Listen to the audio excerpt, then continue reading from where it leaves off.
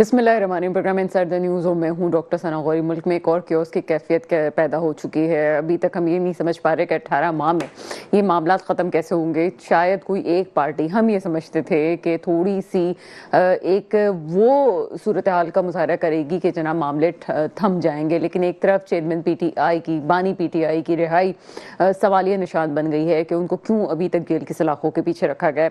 इस वक्त PTI का एहतजाज जो कि इस्लामाबाद में एक हलचल मचा गया है, फाइनल कॉल कहा जा रहा है इसमें, और बुशरा बीबी की क़यादत में ये तमाम चीज़ें इस वक्त जो हो रही हैं वो एक नए मोड़ पे आ गई हैं। इस वक्त मरियम नवाज साहिबा का कहना है कि इस जो PTI का एहतजाज है वो दहशत गर्दी के मुतरादिफ है, क्योंकि एक सूबे की पुलिस का दूसरे सूबे की पुलिस पे हमला करना यहाँ पे कौमी यकजहती को पारा पारा करने के मुतरादिफ है। ये तमाम चीज़ें अपनी जगह है, लेकिन एक और इम्पॉर्टेंट पॉइंट जिसको नज़रअंदाज नहीं किया जा सकता वो ये कि बानी PTI की मजीद 3 मुकदमात की पेशी जो है, और उसमें ये कहा जा रहा है कि बहुत हद तक मुमकिन है कि उसमें भी रिहाई हो जाए। अगर वो रिहाई वाकई हो जाती है और वो 27 तारीख को एक्सपेक्टेड है, तो फिर क्या बुशरा बीबी का मकाम होगा? क्या ये कहा जा सकता है कि बुशरा बीबी की क़यादत में जो कुछ PTI आगे लेके चली है और जिस जोर शोर से यहाँ पे आई है, इस तरह से हम ये देखते हैं कि दोनों तरफ से अगर टाइमिंग की बात की जाती है तो टाइमिंग और वक्त का ख्याल रखना ये PTI ने भी बड़ी सोच समझ के किया है, क्योंकि इस वक्त जो आखिरी मुकदमा जो PTI के बानी के खिलाफ चल रहे हैं उसमें भी रिहाई वाली चीज़ें चल रही हैं। और अगर यही सूरत हाल रही और अगर हम ये मान लें कि चेयरमैन बानी PTI की रिहाई हो भी जाती है, तो क्या मुल्क में ये समझा जाएगा कि जो PTI के हामी हैं और PTI के वोटर सपोर्टर हैं वो उनका एक या काफिलों की सूरत में इस्लामाबाद आना ये मौके के लिहाज से बिल्कुल सही साबित हुआ, और ये समझा जाए कि जनाब ये वो वजूहात थी जो रिहाई की बनी है कि जनाब आपने इस्लामाबाद में जो है धावा बोल दिया है। लेकिन सबसे इम्पोर्टेंट बात यह है कि जत्थों की सियासत कभी भी टॉलरेट नहीं की जा सकती, और एक और दफ़ा हमें पाकिस्तान में जत्थों की सियासत नज़र आ रही है। ठीक है जनाब, अपने कायद से मोहब्बत अपनी जगह है, लेकिन ये भी एक अपनी जगह मौजूद है कि उससे पहले क्या कुछ हुआ। 9 मई के बाद जो सूरत हाल पैदा हुई और 9 मई गुजरने के बाद भी अभी तक जो मुकदमा जिस तरह से चल रहे हैं वो एक क्वेश्चन मार्क ज़रूर है कि उसके फैसले क्यों ना किए गए। अब ये कहा जा रहा है कि चूंकि किसी और का फौजी ट्रायल होने वाला है तो उसके साथ साथ ये मामला भी हल होने जाने हैं, लेकिन इसके साथ ये भी सोचना ज़रूरी है कि अगर किसी ISI चीफ का फौजी ट्रायल होने जा रहा है तो उसके बाद और ऐसे बहुत से राज खुल सकते हैं जो कि बानी PTI के खिलाफ जा सकते हैं, और इस वजह से ये तमाम चीज़ों को पहले हल करने की कोशिश की जा रही है, क्योंकि PTI एक हिजान की कैफियत में मुब्तला है। ये जो तज्जिया है ये करते हैं ख़ास तौर पर मुस्लिम लीग नून के मुख्तलिफ रहनुमा हम करते हुए सुनते हैं कि वो जनाब कहते हैं कि चूँकि इस वक्त फैज़ हमीद वाला मामला आखिरी मराहिल में दाखिल होने जा रहा है तो उसके बाद बहुत से ऐसे राज खुलने जा रहे हैं जो कि बानी PTI के खिलाफ है, जिसकी वजह से इस वक्त जल्दबाजी की जा रही है।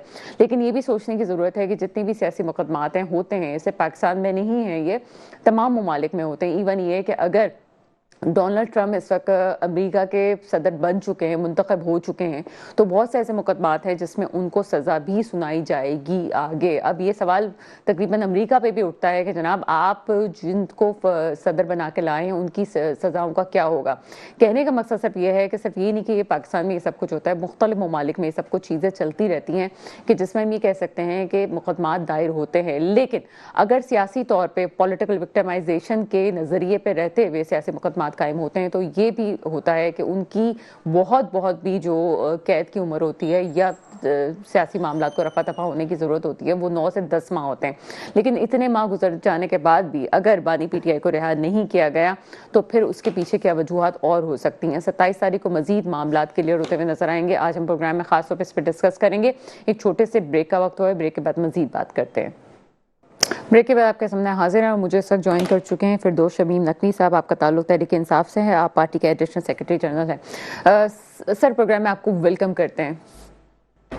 शुक्रिया बहुत बहुत। सर, सबसे इम्पॉर्टेंट बात यह है कि जो इस वक्त मुल्क में सूरत हाल जारी है उसमें इंतशार की जो कैफियत है उसका जिम्मेदार PTI को ठहराया जा रहा है, और ख़ास तौर पे अगर ये बात की जाए तमाम मामला सियासी तौर पे अपनी जगह, लेकिन जो मरियम नवाज साहिबा का बयान आया है कि एक सूबे की पुलिस को दूसरे सूबे के सामने लाने की जो है वो कोशिश की जा रही है जो मुल्क की सलामती के लिए एक इंतशार की कैफियत है और कौमी यकजहती को पारा पारा करती है, क्या कॉमेंट करेंगे इस पर?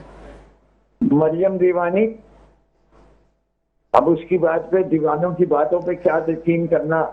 ना खैबर पख्तूनख्वा की पुलिस का एक आदमी साथ है। कोई आप एक वीडियो दिखा दीजिए जिसके अंदर कोई भी पुलिस के आदमी को आमने सामने होता हुआ दिखाया जाए। उनको अवाम का समंदर नजर नहीं आया। उन्होंने अपनी जो माइक्रोस्कोप से निगाह पड़ी तो खैबर पख्तूनख्वा के पुलिस वाले नजर आए, जो कि है नहीं। तो इसका जवाब क्या दूं मैं? आपका हर टीवी चैनल मौजूद है, लेकिन वो लाइव दिखा नहीं सकता खबरों में। वरना जो जमे गफीर इस वक्त चल रहा है, हम लोग हथला रोड तक पहुंच चुके हैं। बाकी भी इंशाल्लाह सफर हो जाएगा। उन्हें वो कंटेनर नजर नहीं आए जो उन्होंने पूरे पंजाब में नहीं, तकरीबन पूरे पाकिस्तान में लगा के मुल्क को बंद कर दिया है पिछले 3 दिन से। ना कोई बस चल रही है, ना कोई ट्रक चल रही है। सारी मोटरवेज बंदे एक साथ रिपेयर हो रही है। तो ये तो दीवानों के काम है। अच्छा सर, ठीक है, ये तो दीवानों के काम है। एक तरफ आप ये कहते हैं कि तमाम चीजें जो हैं वो पुरअमन हो रही हैं, दूसरी तरफ इत्तलात हैं कि बहुत सारे पुलिस अफसरान जो हैं वो जख्मी हो गए हैं मुजाहिरीन की वजह से। इसका क्या जवाब है? जी, मेरे ख्याल से पहली चीज तो ये बताइए ना कि वो पुलिस अफसरान अगर मुजाहिरीन ने जख्मी किए तो कैसे जख्मी किए? भाई पाकिस्तान है, आपने कंटेनर्स क्यों लगाए हुए? मुझे पासपोर्ट चाहिए अपने मुल्क में आने के लिए। आपको क्या हक है? मेरा तो इखलाकी हक है, आईनी हक है कि मैं जो हूँ एहतजाज कर सकता हूँ। या कॉन्स्टिट्यूशन में फ्रीडम ऑफ एसोसिएशन और फ्रीडम ऑफ प्रोटेस्ट 16 और 17 को हटा दीजिए।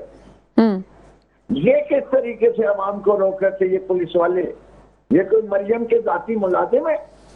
सर, फिर केपी की भी तो इंतजामिया अमीन अली गंडापुर की जाती मुलाजिम तो नहीं है ना, वो भी तो इस्तेमाल हो रही है। ये कौन इस्तेमाल हो रहे हैं?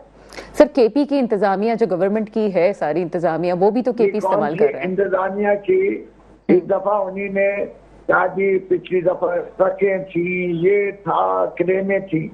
आपके कौन सी क्रेन नजर आई आपको? कौन सी ऐसी गाड़ी नजर आई जिसमें सरकार होने का शक है? दिखा दीजिए। अगर आपने हर बात पे मरियम की बात को यकीन करना है तो भाई आपके सारे कैमरा देख रहे हैं। सच बोलना मीडिया का फर्ज है। हमें मालूम है आप पे बहुत सारी पाबंदियां लगाई गई हैं, हमें पता है आपकी मजबूरियों का, लेकिन गलत बयानी ना कीजिए। आप दिखा दीजिए, मैं आपसे माफी मांगूंगा। मैं सर, मैं माजरत के साथ कता कलामी की मैं माजरत जी कता कलामी की माजरत चाहती हूँ। सच बोलना हक है और हमारा चैनल जो है वो बाइस्ड नहीं होता। बहुत सारी पाबंदियों के बावजूद मैं आपसे क्रॉस क्वेश्चन इसलिए कर रही हूँ कि ताकि हकीकत सामने आ सके। अगर हम सवाल पूछेंगे तभी आप जवाब देंगे और आपको भी बात को क्लियर करने का मौका मिलेगा। सर, आप एग्जैक्ट इस वक्त किस लोकेशन पे हैं? मैं हटला रोड से थोड़ा आगे निकला हुआ। अच्छा, तो वहां पे अभी क्या इत्तलात हैं? कितने कारकुनान आपके पहुंच चुके हैं? चूंकि अगर आप ये कहते हैं कि एहतजाज सबका हक है, तो क्या आप आईनी तौर पे ये समझते हैं कि जो रेड जोन का इलाका है, जहां चांदनी चौक से आप होते हुए गुजरेंगे और जहां पे हमने शदीद इस वक्त जो है, कल तक तो हमने बहुत शदीद सूरत हाल देखी थी कि वहां पे लोग, वहां पे पुलिस की भारी नफरी मौजूद थी, आज कुछ कम है। तो आप ये समझते हैं, आप हुकूमत में भी रह चुके हैं, कि रेड जोन में जाना ठीक है एहतजाज के लिए? देखिए, मैं जाती तौर पे ये समझता हूँ कि 10 डाउनिंग स्ट्रीट के सामने एहतजाज हो सकता है जब तक एहतजाज को एहतजाज रखा जाए। अगर एहतजाज के अंदर तशद्दुद आ जाए तो फिर देखना पड़ता है कि तशद्दुद कौन कर रहा है। हमने ये नहीं कहा कि हम रेड जोन में दाखिल होंगे, हमने कहा हम डी चौक तक जाएंगे। आप हमें डी चौक तक से मानने दीजिए। आपकी कांटें अभी से क्यों जानने लगी हैं कि आपको ये खौफ है कि ये डी चौक तक पहुंचेंगे तो उसके बाद ये असेंबली में भी पहुंच जाएंगे, पीएम हाउस भी पहुंच जाएंगे, सदारती महल भी पहुंच जाएंगे, और ये चोला जो है वो अभी से घबरा के एक अपनी टांग का झुका बहाना बना के दुबई बैठ गया। इनके जो अब्बा जान थे, जो चौथी दफा वजीर आजम बनने आए थे, वो लंदन जाके बैठ गए। शहबाज शरीफ साहब को भी कोई दौरे पे ही होंगे, नहीं होगा तो दौरा पड़ेगा तो दौरे पे चले जाएंगे। जैसे कि पिछले 7 दिन से वो पाकिस्तान में तो कम टिके, आज शायद बेलारूस का सदर आया हुआ था तो शायद उससे मिलने के लिए रुक गया। पाकिस्तान के अवाम से रुकने के लिए तो मिलते नहीं, 12 चनार पे जा नहीं सकते वो। जो मुल्क में दहशतगर्द की बेतहाशा बढ़ी हुई है उसके बारे में कुछ कर नहीं सकते नहीं है। उन्हें दहशतगर्द नजर आते हैं तो तहरीक इंसाफ नजर आते हैं। उन्हें बलूचिस्तान में 50 साल से दहशतगर्दी का खात्मा न करने की अपनी नाकामियों का इतराफ नहीं कर सकते, इस तरीके के हालात देख नहीं सकते। पाकिस्तान को ये 2 लाख करने की दोबारा साजिश कर रहे हैं, इन्हें नजर नहीं आती। एक मैंडेट हासिल की हुई गवर्नमेंट को, लोगों को तब मैंडेट चुरा लिया इस इलेक्शन कमीशन ने इनकी मदद से, वो इनको शर्म नहीं आती। और ये सब लोगों को पता है कि हम जीते नहीं है, खास तौर पे ख्वाजा आसिफ जैसे लोग जो कहते थे कोई शर्म होती है कोई हया होती है, उनके बाद ना शर्म रही है ना हया रही है। रियाना ढांच से हारने के बाद वो उनको चुल्लू भर पानी भी नहीं मिल रहा।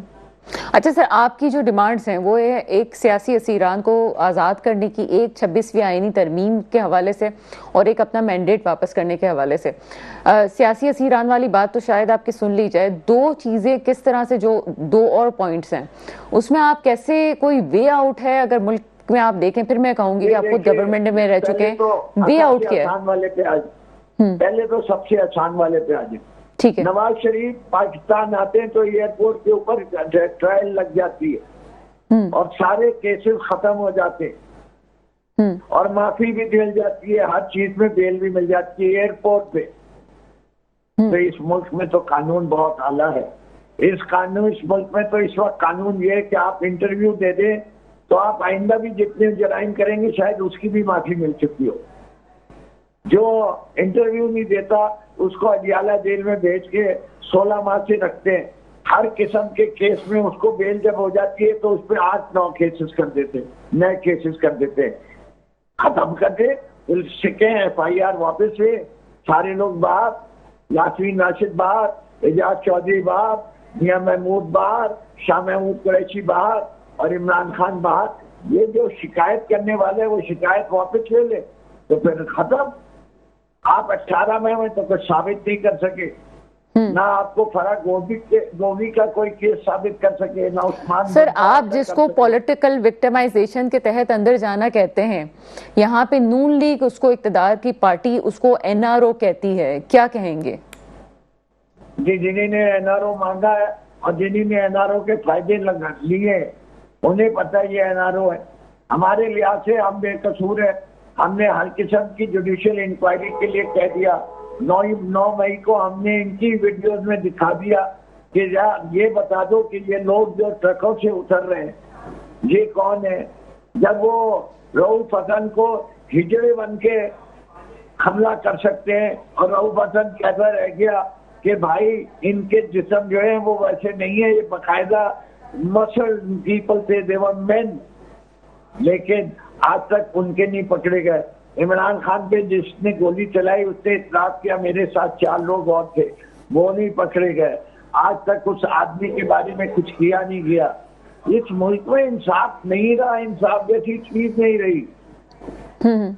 आपने कहा कि सबसे आसान वाले बात पे आ जाते हैं, ये तो आसान वाली बात हो गई, पॉलिटिकल विक्टिमाइजेशन, 9 मई के वाकयात पे सियासी कैदियों को रिहा करना, ये तमाम चीजें। दूसरी मुश्किल बात पे आ जाते हैं, जो सबसे चीजें दूसरे नंबर पे मुश्किल है, आसान है। दूसरा मैंडेट वाली पे भी आ जाए। पैटर्न ने 3 दिन के अंदर इस्लामाबाद की 3 सीटों का ऑडिट करके बता दिया कि तीनों सीटें PTI की जीती हुई। इनकी टांगे कांप गई। आमिर फारूक से जजमेंट अनाउंस कर दिया कि वो ट्राइब्यूनल जजमेंट नहीं अनाउंस करेगा। क्या बात है? तो ये हम तो कह रहे हैं किसी भी। अच्छा सर, ठीक है, अगर इसका वे आउट आ जाता है, ठीक है, वे आउट आ जाता है, सब पूरा पाकिस्तान जानता है कि क्या हुआ है इलेक्शंस में, लेकिन चलें ठीक है, आप समझते हैं कि ट्रायल हो जाए, कोई ना जाने बात को सारा जाने, उर्दू में कहते हैं तब भी लोगों को समझ में आ जाएगी। सर जानते हैं, सारा जानता है, कुल नहीं जानता। इसका वे आउट क्या है सर? उसके बाद क्या होगा? ये तो ऑब्वियस बात है कि आप असेंबली में ज्यादा तादाद में आ जाएंगे, तो फिर क्या उसका नेक्स्ट स्टेप क्या होगा? जी देखिए, पहली चीज तो ये है, अवाम के वोट को चोरी जिसने किया है उसको पहले इतराफ कर लेना चाहिए। हमें इस मुल्क में आगे बढ़ना है। हमने बदले चुकाने और सजाएं देने से मसला नहीं लगा। हमने इस मुल्क को, आवाम ने हम पे भरोसा किया है। हम ट्रूथ एंड रिकंसिलिएशन करेंगे। जिन लोगों ने इतराफ कर लेंगे उनको जो भी असेंबली कानून पास करेगी उसके लिए अच्छे ट्रीट करेंगे। जो इतराफ नहीं करेंगे उनको इन्वेस्टिगेशन होगी और फिर जो भी कानून के तहत उनको सजा होती है उनको सजा हो जाएगी। अच्छा सर, रिकंसिलिएशन का असूल दुनिया में हर जगह कायम हो गया है। ये अगर कोई अपना इतराफ जुर्म कर लेता है और उसके बाद उसको सजा तो होती है, लेकिन सजा वो होगी जो सबको पता है, मुल्क से उसका अप्रूवल होगा, यानी वो आइंदा कभी कोई सरकारी ओहदे पे नहीं आ सकता। हो सकता है उसकी गलत बनाई हुई जायदाद जब्त कर ली जाए, उसको फौरन सर्विस छोड़नी पड़े। ये सारी चीजें हैं, ये बड़ी स्टैंडर्ड पनिशमेंट्स हैं जो ट्रूथ एंड रिकंसिलिएशन के ऊपर दी जाती है। ठीक है, ये आपका वे आउट है क्या? आखिरी रिजल्ट जो इस तरह से आएंगे अगर आपका ये वाली बात पूरी हो जाती है? सबसे पहला काम तो ये कि जो लोग साहिब इक़्तिदार हैं, इस्टेब्लिशमेंट जिसे हम कहते हैं, इन शॉर्ट हाफिज मुनीर जिन्हें कहते हैं, उनको नजर आ जाना चाहिए कि पाकिस्तान के अवाम क्या चाहते हैं और उन्हें जो है अब हमसे गुफ्तगू करनी चाहिए। ठीक है। अच्छा सर, एक और चीज़ जिस पे अभी जो हमारे JUIF के तर्जुमान थे वो हमारे प्रोग्राम में आए थे, उन्होंने कहा कि हमें समझ नहीं आता कि PTI 26वीं आईनी तरमीम पे क्यों पॉइंट उठा रही है, जबकि पूरा ड्राफ्ट ही उनके हाथ का लिखा हुआ और उनसे मशवरा करके ये सब कुछ किया गया है कि आईनी बेंच बनाया जाए। तो अब तो हमारी समझ से बाहर है कि वो इस मुद्दे पे क्यों इतना वावेला कर रहे हैं कि जनाब 26वीं आईनी तरमीम को वापस लिया जाए। क्या कहेंगे इस पे? ये कभी भी मैं समझा देता हूँ बड़े आसान तरीके से। पाकिस्तान तहरीक इंसाफ का असूली मौक़िफ़ रोज़े अव्वल से था कि हम जो है ऐसी असेंबली जो फॉर्म 47 की हो, जिसमें KPK के सेनेट की नुमाइंदगी पूरी ना हो, जिसमें रिजर्व सीट का फैसला सुप्रीम कोर्ट का दिया हुआ इम्प्लीमेंट ना हो, इस असेंबली में कोई आइन की तब्दीली की बात नहीं होनी चाहिए। हमने मौलाना फजलुर रहमान साहब को इंगेज किया कि भाई कम से कम ये पागल अफराद मुल्क को तबाह करने के ऊपर तुले हुए हैं, ये जो अदलिया के साथ नाइंसाफी करने जा रहे हैं, जुल्म करने जा रहे हैं, इसको रोका जाए। हमने जितनी तजावीज़ थी उनको दी, उसमें से कितनी मानी गई? आज भी आप देख लीजिए, उन्होंने मौलाना को बेवकूफ बना दिया, उन्होंने वही चीजें हासिल कर ली, उन्होंने एक अलहदा आईनी कोर्ट नहीं बना, लेकिन जिस आदमी को आईनी कोर्ट का अब बनाया है हेड, उसने कह दिया कि मैं सुप्रीम कोर्ट से सुपीरियर हूं, इससे कि उसके फैसले की कोई अपील नहीं है सुप्रीम कोर्ट में। Become an independent court. तो इन्होंने हासिल क्या किया? मान लगे इन्हें बेवकूफ बना दिया पीपल्स पार्टी के बच्चे ने, बिलावल ने। अच्छा सर, एक और चीज़ जो सामने आ रही है वो ये कि 3 मजीद मुकदमात की हेयरिंग है, मेरे ख्याल है 27 तारीख को, अगर मैं गलत नहीं हूँ तो, बानी PTI के लिए, और उसमें भी रिहाई हो सकती है पॉसिबल, जिस तरह से अब मुकदमे को देख रहे हैं। तो अगर ये रिहाई हो जाती है तो पीछे तो कोई मुकदमा ऐसा बाकी नहीं बचता कि जिसकी वजह से वो जेल की सलाखों के पीछे रहें। आपको कितने चांसेस लगते हैं कि बानी PTI जो है वो जेल से बाहर आ जाएंगे? ये देखिए, मैं तो 100% यकीन रखता हूँ कि बानी तहरीक इंसाफ को जेल में होना ही नहीं चाहिए था। और जैसे कि बानी तहरीक इंसाफ ने खुद मीडिया से बात करते हुए कहा कि अगर इनको पाकिस्तान से जरा सी भी मोहब्बत होती तो वो कुछ तो कॉन्फिडेंस बिल्डिंग मेजर्स कर लेते, उन लोगों को ही छोड़ देते जिनको 18 माह से कैद किया हुआ है और एक उनका केस के अंदर किसी के खिलाफ साबित नहीं कर सके। खुद इमरान खान के तमाम केसेस में बेल हो गई थी, क्यों ही उसको बेल पे जाने दिया? क्यों 8 नए केसेस कर दिए? पिंडी में केस किया, वो ये 8 नए केसेस हुए हैं जिनका ताल्लुक उस पीरियड से है जिसमें इमरान खान जेल के अंदर थे। तो भाई जब वो जेल के अंदर थे तो उन्होंने जराइम कैसे किए? उस पीरियड में आप मिलने नहीं देते थे। उस पीरियड में जो लोग आपसे उनसे बात करने जाते थे उनकी हर मुलाकात की जो है रिकॉर्डिंग भी मौजूद है, और दो मुमकिन वकील जो थे वो इमरान खान के पीछे खड़े हुए नोट भी बना रहे होते थे कि किसने क्या कहा। और उसके दरमियान जो है इमरान खान ने जो है वो साजिश कर दी, पूरा मुल्क में के अंदर हंगामा करवा दिया। भाई बड़ा सुपरमैन है, हम तो उसे मानते हैं, तुम भी मान लो कि वो सुपरमैन है। सर एक और चीज़ है, अगर आप मुल्क से इतना मुखलिस हैं तो दूसरी तरफ ये भी कहा जाता है कि अभी जैसे बेलारूस के जो है वो सदर आने वाले हैं, आ गए हैं 3 रोज़ा दौरे पे पाकिस्तान में, तो इन हालात में क्या इस किस्म का धरना एहतजाज होना चाहिए जब आपके मुल्क के दूसरे मुल्क से एक मामला कुछ सियासी तौर पर तय हो रहे हो? अगर बेलारूस के सदर एक दिन के दौरे पे आए थे ना, आज रात को चले जाएंगे, हम 9 बजे के बाद दाखिल होंगे इस्लामाबाद में, खत्म हुई बात, उनका ऑब्जेक्शन। ठीक है जनाब। यही था ना, बेलारूस का सदर हमेशा तो रहने नहीं आया, ये मेरा मुल्क है, मैंने इसमें हमेशा रहना है, मैंने इसका ख्याल रखना है। बेलारूस के सदर को भी बताना चाहिए कि जिनसे बातचीत कर रहे हो ये नालायक भी है, नाअहल भी है, और इन तरीनी ने कब्जा किया हुआ है, ये चोर माफिया है।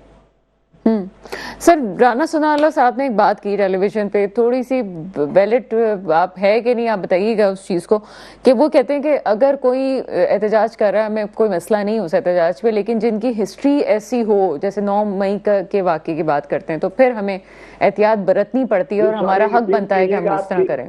मैं उन्होंने क्या कि जिनका एहतजाज पे उन्हें इतराज नहीं, किस पे इतराज है उन्हें? सर वो ये कहते हैं कि अगर 9 मई में हमारी उनकी पीटीआई की हिस्ट्री रही है कि उन्होंने मुल्क को नुकसान पहुंचाया है, तो फिर आगे भी फिर हुकूमत का हक पहुंचता है कि वो रियासत की हिफाजत करे। अच्छा, ये पूरे पाकिस्तान से वोट ले रहे थे कि कोर कमांडर के घर के अंदर कोई जा सकता है आराम से, और खास तौर पे जिस दिन टेंशन हो उस दिन दरवाजे खुले हुए मिले।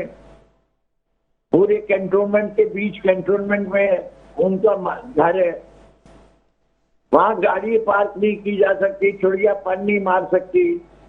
वो सारी सीसीटीवी फुटेजेस क्यों गायब हो गई अगर चोर की गाड़ी में तिनका नहीं था? और उस कोर कमांडर को क्यों उन्होंने सस्पेंड नहीं निकाल दिया? क्योंकि वो सच बात बता देता। इसे के बताइए, किन बच्चों से पूछे 9 मई से पहले आप लोगों को कितनों को पता है ये घर जो है वो जिन्ना हाउस के लाया जाता था? इतने दौरे तो मेरे ख्याल से कायदे आजम के मजार के नहीं करवाए जितने जिन्ना हाउस के करवा दिए इन लोगों ने। जियारत रेजिडेंसी करवा लेते तो लोग बलूचिस्तान में कम से कम दूसरे सूबे में जाके एक और घर तो देख लेते कायदे आजम, जिसमें उन्होंने आखिरी अयाम गुजारे थे। जिन्ना हाउस के अंदर तारीख में मिलता भी नहीं है। हाँ जरूर उनका घर एक रात नहीं गुजारी उन्होंने। सर आपका एक वसी तजर्बा है, अगर थोड़ी देर के लिए पॉलिटिकल हेड हटा दें और मैं आपसे सीखना चाहती हूँ, बहुत से लोग सुनना चाहते हैं, ये जो भी सूरत हाल है ये ऐसा लगता है कोई क्रिकेट मैच चल रहा है और हम सिर्फ एंटरटेनमेंट के लिए बैठे हुए हैं। सर क्या लगता है कि किस तरह से मामलात को हल किया जा सकता है, अगर आप बिल्कुल न्यूट्रल होकर बात करें तो?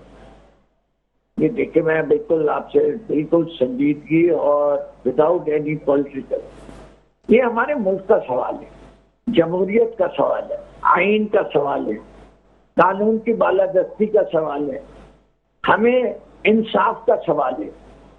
हमने इलेक्शन नहीं कराए।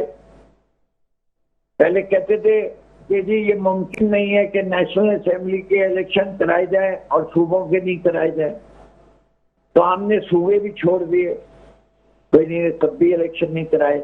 इन्होंने आइन को तोड़ दिया, 90 दिन में इलेक्शन नहीं कराए। कौमी असेंबली के 90 दिन में इलेक्शन नहीं कराए, और जब इलेक्शन हो गए तो बेदर्दी से मैंडेट को चोरी किया, वो भी आपको पता है। अवाम का जब मैंडेट ही नहीं और बिल्कुल जिन लोगों को कोई हक नहीं है उनको आप इख्तियार दे दें, तो अवाम जाए क्या इसको कबूल कर ले? क्या आप ये चाहती हैं फिर जमहूरियत का ढोंग रचाने की जरूरत क्या है? आप कहें कि हर 5 साल बाद चीफ इलेक्शन कमिश्नर फैसला करेंगे कि उनकी मर्जी के लिहाज से अब किस आदमी को एमएनए होना चाहिए, किसको सेनेटर होना चाहिए, और वो अंधा बांटेगा रेवड़ियां वो अपनों को। तो ये तो बात नहीं चल सकती। इसमें ये बड़े संजीदा मसाइल है। जब तक जमहूरियत है तो जमहूरियत में इलेक्शन कमीशन को आजाद भी होना है, न्यूट्रल भी होना है, और उसका काम है मुंसिफाना इलेक्शन आइन के मुताबिक कराना। अगर कोई कह दे कि इस इलेक्शन कमीशन ने ये काम किया है तो ठीक है, फिर तहरीक इंसाफ का एहतजाज अलग। इसी तरह बहुत बहुत शुक्रिया फिरदौस शमील नकवी साहब, तहरीक इंसाफ से हमारे साथ मौजूद थे। कुछ तल्ख हकीकतें हैं जो दोनों तरफ से ही सुनना ज़रूरी है। ज़रूरी है कि सबके पॉइंट ऑफ व्यू को सामने लाया जाए और आवाम फैसला करे कि वो क्या चाहती है। बहुत से हकाइक हैं जो सामने आना बाकी हैं। यहाँ ब्रेक का वक्त हुआ है, प्रोग्राम जारी है। ब्रेक के बाद आपके सामने हाजिर हैं और अभी रिसेंट हमारे पे इत्तलात आ रही है, उसके मुताबिक वज़ीर दाखिला और पीटीआई के रहनुमा शिबली फराज साहब, असद कैसर और बैरिस्टर गौहर के दरमियान मुज़ाकरात हो रहे हैं। मुज़ाकरात के मुताबिक ये कहा गया हुकूमत की तरफ से, चूँकि बेलारूस की तरफ से जो वक्त आया है वो कल एक बिजनेस के हवाले से एक मीटिंग करने वाला है, इकॉनमी की सूरत हाल है, और उसमें वो मीटिंग बड़ी इंपॉर्टेंट है, जिसकी वजह से ये धरना पेशावर मोड़ पर रोक दिया जाए और ये कहा गया है कि धरने का जो पॉइंट है वो पेशावर मोड़ बना दिया जाए। जबकि वहाँ पर कहा गया है पीटीआई की तरफ से कि अगर फौरी तौर पे बानी पीटीआई की रिहाई हो जाती है तो हम इन तमाम मामलात को मानने के लिए तैयार हैं। लेकिन इस वक्त तक अभी बात इसलिए सामने नहीं आ सकी कि इस वक्त अपने कारकुनान से गुफ्तगू नहीं की है और अभी मुज़ाकरात की जगह पे वो लोग मौजूद हैं। बात करते हैं नुसरत मिर्जा साहब से। आप तज़ियाकार हैं सर, प्रोग्राम में आपको वेलकम करते हैं। नुसरत मिर्जा साहब, इस वक्त जो मुल्क की सूरत हाल है, इस वक्त पीटीआई ये कहती है कि उनकी जानिब से जो है ये फाइनल कॉल है, क्या समझते हैं? इस वक्त जो सूरत हाल है बड़ी गमगीन नजर आ रही है, क्या तज़िया है आपका? देखिए, बात यह है कि ये बात ठीक नहीं है। एक तो ये बात ठीक नहीं है कि इमरान खान को जिस दिन से जेल में रखा हुआ है, दूसरी ये बात ठीक नहीं है कि इमरान खान को मुसलसल जो है वो मुल्क के हालात को बगैर देखे हुए वो नबरदाजमा है, वो ठीक बात नहीं है। दोनों तरफ से जो है ज्यादती हो रही है, गलती हो रही है। मेरा ये ख्याल है कि जो इदारे हैं उनको वक्ती तौर पर पसपाई का इख्तियार करनी चाहिए, टैक्टिकल चीज होती है। और एक मसला ये है कि ये सोच जरूर है कहीं ना कहीं कि वो उनको एक मौका देना चाहिए, और नहीं दे भी दें तो बहरहाल एक सारी दुनिया के अंदर जो है जो इस वक्त आपकी पोजीशन बेहतर होती जा रही है, और ख़ुसूसन जो आपके जो रूस और चीन जो आपकी तरफ झुक रहे हैं ज्यादा, और बहुत तेजी से आपके पास जो है जितनी नुमाइंदगी बेलारूस जो है वो रूस ही है, यानी ऐसा नहीं है कि वो बेलारूस को अलग से कोई चीज है। तो अब वो भी आए हैं आपकी मदद के लिए, और आप जो यूक्रेन से बहुत सा सामान खरीदते थे वो शायद वो सप्लाई कर दें, जो आपके बहुत काम की चीजें हैं, जो हमारी दिफाई नजर से बड़े काम की होती थी। अब वो ज़ाहिर वो सप्लाई तो बंद हो गई, लेकिन अब वो बेलारूस सप्लाई कर सकता है या कोई और तरीके से मिल सकती है हमें चीजें। तो बहरहाल ये है कहने का कि ये जो इस वक्त की जो सूरत हाल है उसमें लोग एक कंप्रोमाइज जरूर होने चाहिए दोनों ग्रुपों के दरमियान में, जो कि नहीं हो रहा है, और ये नादानी की बात है, क्योंकि ये एक किस्म की। लेकिन बिल्कुल अब बिलाखिर एक तरफ जो है अगर आप देखें इंडिया में एक ईसाई रियासत बनाने जा रहे हैं, जो नागालैंड है, मिजोरम है और ये मणिपुर है, और साथ साथ में वो जो बांग्लादेश का जो इलाका है जो वहाँ पर मिलाकर एक और म्यांमार में मिलाकर जो एक स्टेट बनाने जा रहे हैं। तो यहाँ पर भी बहुत सी तब्दीली वो चाहते हैं अमेरिकन और इजरायली जो हैं। तो वो अगर आपने नहीं रोकी, तो अगर आपने ये लड़ाई जारी रखी तो ये वो सिलसिला बहुत तेजी से जो है वो बढ़ जाएगा, और उसमें ये है कि जो आपका खैबर पख्तूनख्वा है, गिलगित-बल्तिस्तान है और बलूचिस्तान है, वो आपसे निकाला जाएगा। ये कर्नल पीटर का प्लान है, जो बाइडन प्लान भी कहलाता है, क्लीन वाश प्लान भी कहलाता है। तो उससे बचने के लिए जरूरी है कि आप ये जो जितनी जल्दी हो सके इमरान खान से मामला तय करें, और जो आग भड़की हुई है खैबर पख्तूनख्वा में और जो बलूचिस्तान में वो अलग अलग हैं, लेकिन उनके जो डायरेक्टर है वो एक ही है जो इंडिया है, और अमेरिका उसके पुश पर है, अमेरिका जो है एक वक्त में दोनों को धोखा दे रहा है, इंडिया को भी दे रहा है और पाकिस्तान को भी दे रहा है। उसके मुल्क को भी तोड़ रहा है, हमारे मुल्क को भी तोड़ने की कोशिश कर रहा है। तो सर इतनी सीरियस है इंडिकेशंस हैं जो आप बता रहे हैं, ये कोई छोटी बात नहीं है जो आप इंडिकेशंस दे रहे हैं। और अभी पारा-चनार में जो हमने वाकया देखा वो भी एक खतरनाक नौइयत का वाकया था। बलूचिस्तान की सूरत हाल भी हमारे सामने है। मेरा सवाल ये है कि अगर मुल्क से कोई भी मुखलिस है, चाहे वो हुकूमती जमातें हों चाहे वो PTI हो, तो फिर ये तमाम चीज़ें क्या उन्हें नहीं नज़र आ रही कि जनाब इन द एंड मुल्क का ही नुकसान है? देखिए, आप जिस वक्त याहिया खान हुकूमत था तो उनके समझ में आई थी ये बात है। तो ये जब एक आदमी जब लाया जाता है तो वो नासमझ होता है। पहली बात तो ये है कि मैं आपसे ये अर्ज करना चाहता हूँ कि ज़ियाउल हक ने सबसे ज्यादा यहाँ पर यानी एक हुक्मरानी की है, जो कि आप कह सकते हैं कि डिक्टेटर था। किसी को पसंद है, किसी को नापसंद है, लेकिन उसने सबसे ज्यादा हुकूमत इसलिए की थी कि वो रात को भी जागता था। मैं खुद उससे रात के 2 बजे मिला हूँ और तो अब और मशवरा करता था। इन्होंने तो मशवरे से तोबा कर रखी है कि हम मशवरा नहीं करेंगे किसी से भी, और मशवरा करेंगे तो ऐसे लोगों से करेंगे जिनको पाकिस्तान की समझ बूझ ही नहीं है। इनकी हालत ये है कि एक जमाने के अंदर जब DG आईसाई साहब जो हमीदपुर साहब थे, वो मुझे कहने लगे कि भाई अगर हम यहाँ को काम करते हैं तो हमारे लिए रास्ता ब्लॉक हो जाएगा। मैंने कहा भाई कहाँ से रास्ता ब्लॉक हो जाएगा? कहने लियाकतबाद से चीजें हमारी आप कंटिन्यू जा सकेंगी। तो मैंने कहा भाई आप ये लांडी से निकाल दे। मैंने तुम्हें ये भी नहीं पता है कि लांडी से भी एक रास्ता जाता है जो कि वहां से गुजरता है, तो वो लांडी से भी निकाला गया। तो मैं आपसे ये कहता हूँ कि ये इनको समझ ही नहीं है कि क्या तरीका हो सकता है। जो जमीन का आदमी है उससे तो बात नहीं हो रही है आजकल, और जो इधर उधर के दानिश्वर हैं उनको बुलाकर बातें करते हैं तो उनको क्या समझ आएगी। अब बात यह कि सबसे बड़ी बात है, दानिश्वरों को ना बुलाओ तो भाई दीवारों से बातें कर लो, कहीं से मशवरा तो करो ना। तो वो मशवरा भी नहीं कर रहे हैं, जिसकी वजह से बहुत बड़ी अच्छे हालात नहीं हैं और उनकी समझ में बिल्कुल नहीं आ रहा है। या फिर वो कुछ लोग ऐसे हैं जो उनकी समझ में नहीं ला रहे, जाती लड़ाई करा देते हैं। सारी उम्र ये हुआ है, यानी अयूब जिया के साथ में भी जिया की और जुनून जो लड़ाई हुई, फिर मैं आप देख लीजिएगा, मैं जब नवाज शरीफ को निकाला गया तो नवाज शरीफ की और आसिफ नवाज की लड़ाई हुई, और फिर इसके बाद में मैंने बेनजीर की आसिफ नवाज की लड़ाई हुई, फिर आपने नवाज शरीफ और परवेज मुशर्रफ की लड़ाई हुई। तो ये जानबूझ की लड़ाइयाँ कराते हैं और फिर बाद में नुकसान उठाना पड़ते हैं। तो अब मैं समझ में नहीं आता कि किस तरह से इन लोगों को समझाएं, सिवाय इसके कि आप कोई सोच की बात कह दें। सर मैं ये सवाल मैंने अभी फिरदौस शमीम नकवी साहब प्रोग्राम में थे, उनसे भी मैंने ये सवाल पूछा था। PTI इस वक्त 3 जो मुतालबात कर रही है, एक तो चलें सियासी असीरान वाले हैं, वो किसी भी तौर से हल हो जाएंगे। दूसरी बात वो कहते हैं जनाब मैंडेट वापस करो। तीसरी बात वो कहते हैं 26वीं आईनी तरमीम। अब ये 26वीं आईनी तरमीम और ये वोट जो उनको दिया गया है, वो कहते हैं वो वापस फॉर्म 47 वाला मसला हल किया जाए।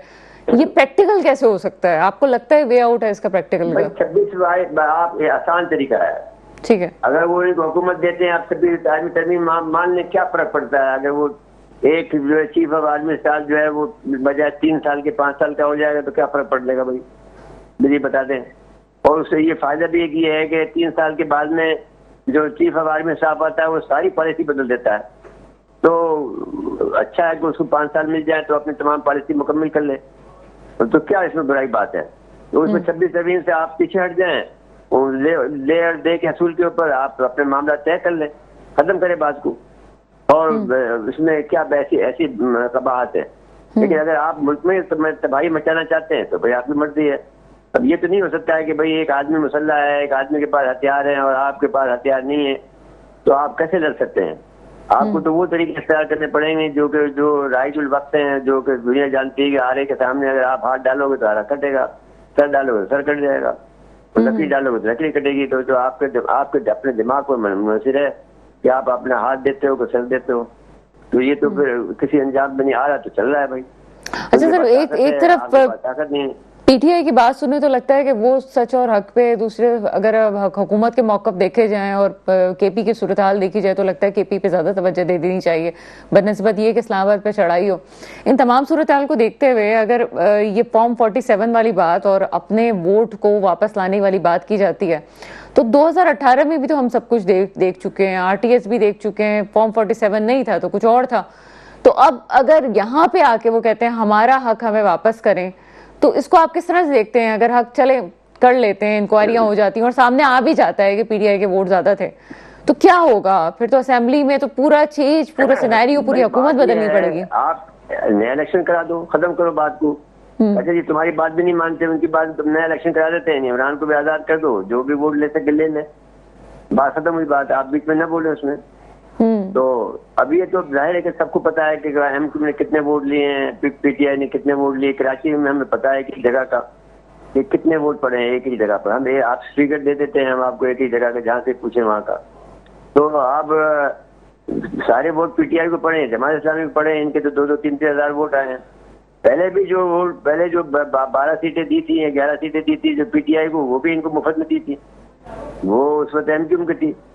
अब आपने वो बात जो है 12 साल जो 2018 वाली सीटें अब दी है इनको, वो उस वक्त हमने रोक ली थी, हमने रोकी थी उनको देने से, क्योंकि भाई खामखा क्यों देते हो। लेकिन ये थोड़ी पता था कि वो पीटीआई को दे देंगे, भाई कोई और अब बंदे ले आते, नहीं लाए उसको।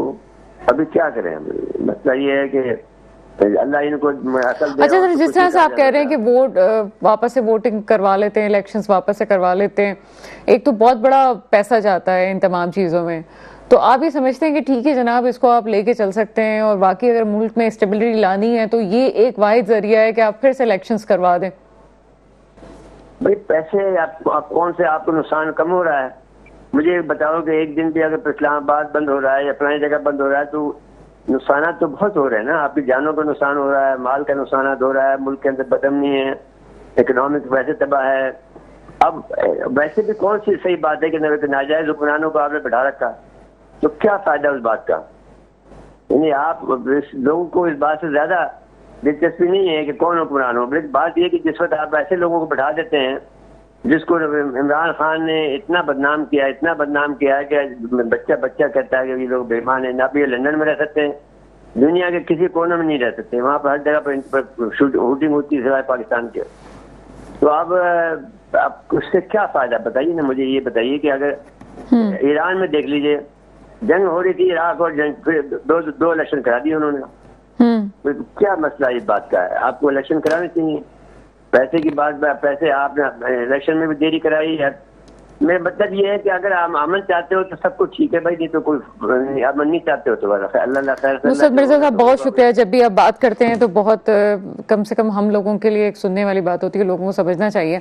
बहुत शुक्रिया आप हमारे साथ हैं, और अगर आप फिर से सुनना चाहते हैं, बड़े गौर से सुनना चाहते हैं फिरदौस शमीम नकवी और हमारे नुसरत मिर्जा साहब की बातों को, तो आप हमारे यूट्यूब चैनल पर जाके, मेट्रो 1 न्यूज़ के यूट्यूब चैनल पर जाके इसको ज़रूर सुनिएगा वापस। मसला सिर्फ ये है कि अगर वाकई कोई अमन चाहता है, चाहे वो फैसला साज लोग हों, मौजूदा हुकूमती जमातें हों या अपोजिशन की पीटीआई, तो उन्हें सोचना चाहिए कि आप मुल्क को किस धारे पे लेके जा रहे हैं। पाकिस्तान है तो सब कुछ है, पाकिस्तान नहीं है तो कुछ भी नहीं है। और बड़ी गहरी बात करके नुसरत मिर्जा साहब और कुछ फिरदौस शमीम नकवी साहब ने भी कही। इनका ये कहना था कि जनाब, आलमी ताकतें पहले ही ये चाहती हैं कि रियासत को काट दिया जाए, तोड़ दिया जाए, और यही सब कुछ आंखें बंद करने वाली सूरत हाल हम माजी में भी देख चुके हैं। अगर कोई ऐसी सूरत हाल है तो मुल्क की बेहतरी के लिए चाहिए कि फैसला कर लिया जाए। ठीक है जनाब, कोई ये कहता है कि पीटीआई के दौरे हुकूमत में कोई ख़ास मुल्क में तब्दीली नहीं आई है, लेकिन ये भी हकीकत है कि पीटीआई के बड़े वोटर सपोर्टर मौजूद हैं। अगर एक दफ़ा फिर से, बहुत से तजर्बात मुल्क में हो चुके हैं, लेकिन अगर एक दफ़ा फिर से तमाम चीज़ें हो भी जाएँ तो कम से कम अमन व अमान की सूरत हाल को तो वापस बरकरार रखा जा सकता है। और जो सूरत हाल इस वक्त है, जो हम देख रहे हैं इस वक्त, इसमें तो बहुत सारी मुल्कों में जब ये सूरत हाल होती है तो जो हुकूमती जमात होती है वो इस्तीफे तक दे देती है।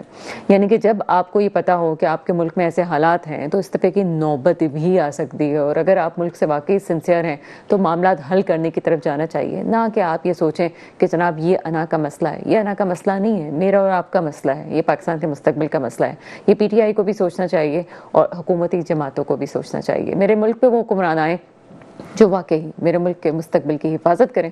इसके साथ ही प्रोग्राम का वक्त ख़त्म होता है, मुझे इजाज़त दीजिएगा। खुदा हाफिज़।